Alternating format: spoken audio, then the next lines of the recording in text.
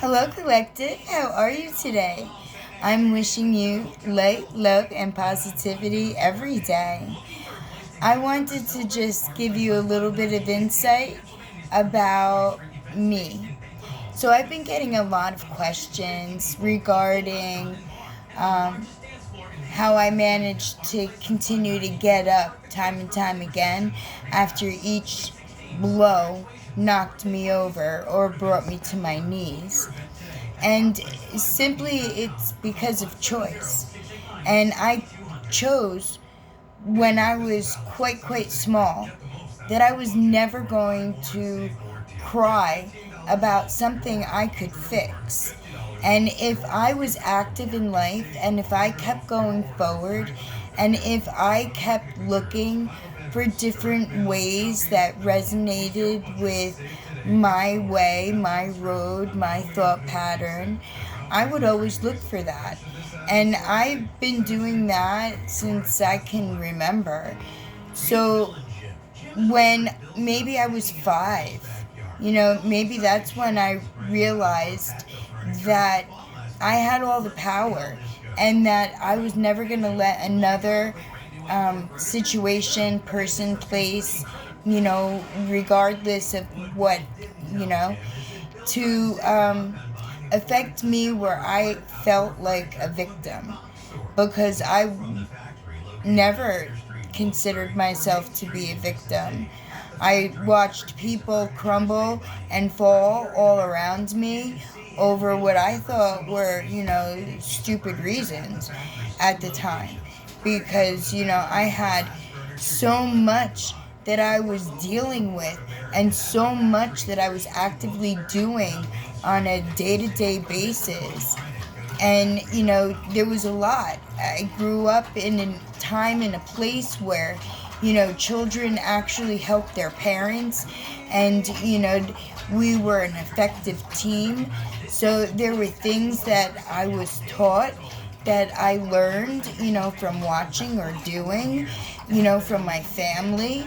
And I'm very grateful for that because you know what? I was blessed with a great mom and a good dad. A great dad, actually. But in any event, not many people are. And even though things turned upside down and fell apart, you know, almost immediately, I was 9 years old. And, I was told that my mom had cancer. How many 9 year olds do you know that willingly said, pick me, pick me, pick me? And there was no debate about it. I mean, it was like, okay, good. That's one less thing I have to worry about. And that's what my dad said, and that's the mannerism that he took. Okay, good. You stepped up to the plate. You should, you know. Mind you, I have a sister who's 2 years my junior, right? She's 2 years younger than me. And she could never have done what I did for as long as I've done it. And I love her to pieces, don't get me wrong. But it seems that I am the strongest person in my family. And I am grateful for that, even though I intimidate a lot of people. I really intimidate a lot of people because they want to know what juice do I take? What outlet do I plug myself into? Where do I come up with the ability to look, positively at the world, even when I'm being swallowed up by a big hole? And that's happened several. You know what? That's happened a lot. And that's because maybe I didn't learn my lesson, or maybe I needed to learn that, holes come in different forms and fashions. But the biggest thing that I had to get over, and I'm right back up, I mean, I was right back up right from the beginning, was that I had to let go. I've always been in control, always. Since I'm quite small. You know, like I said, I came from a different time, where cooperation was mandated. And I was the only person I knew that volunteered. I was like, pick me. And, they all looked at me like I was crazy, like I was giving things up. But I never gave anything up. If anything, I just kept building me stronger and stronger. And I'm very grateful today for doing that, for not giving up, for not wanting to be considered a crybaby, a victim, someone who couldn't do it, someone who didn't have the answers, someone who had to stumble, someone that needed another. Because I was like tossed out to the wolves pretty much as a baby and told, okay, well, see you later. There was really nobody who really did anything. And I learned a lot of things the wrong way because, I looked for direction without realizing that I was the one behind my own steering wheel. And it wasn't long before I figured that out. Maybe I was like 11, and it worked out to my benefit because I've had so many experiences in my life that many people can only read about. And, I wouldn't suggest opening up that book because most of the stories, they were heartfelt, tear-wrenching, whatever. But they all had value because they all gave me lessons to learn. They all gave me tools that I used to overcome. And those tools, some were gifted naturally to me, and some of them I had to perfect. And even the ones that were gifted to me that I knew nothing about, that I thought everybody had, only to find out that they didn't. Because I was asked, I'm like, well, wait a minute. If we all have this inside of us, why is it different for me than it is for you? When it should be the same for me as it is for you, And they just looked at me and they're like, you make me tired. And I was like, well, you make me exhausted because your energy level is so low. And I guess that's been my issue my whole life. If there's something on your plate, kind of like gobble it up and digest it, because there's always going to be something else that's going to be put on that plate, and before you know it, it's going to be too heavy to hold. So, and I learned that at a very young age too. But what I can tell you is that I'd be more than happy to speak to anyone regarding any subject, even if you need to know what it was that made me decide to choose. And I'll tell you now, that's always been in me. I've always been looking to go to the right side of right. I've always been looking to do what I could in order to be, I don't know, not acknowledged, but maybe appreciated for my value.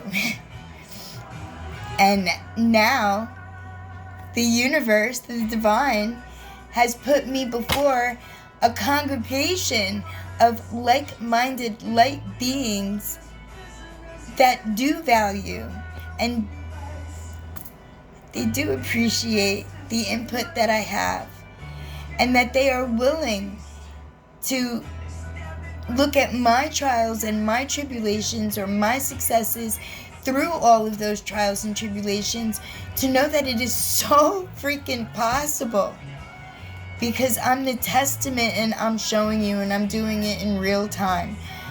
I mean, right now, this whole thing is, a whole different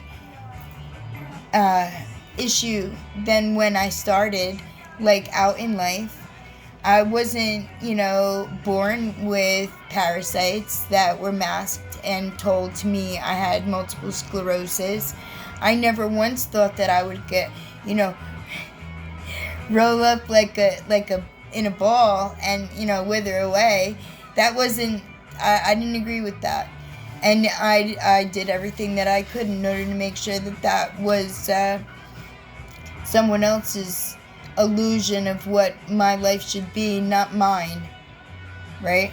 So just know that other people may try to distract you from your path or where you want your life to be, right?